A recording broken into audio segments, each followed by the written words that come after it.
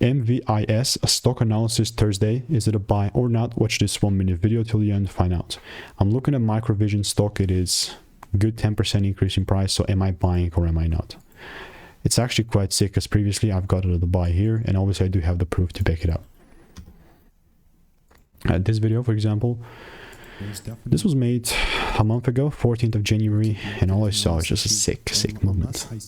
Yeah, very sick. And it went from 120 to 170, which is cool. And yeah, like all I really care about is this second break here, and if it does come, bro, I'm just demolishing these highs. It's crazy.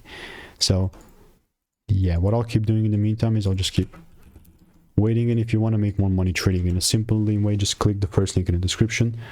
That's a free newsletter. So it's not a free newsletter, it's a lot of sauce. Even more than that, it's also not free. So see you in the next one. Goodbye and enjoy.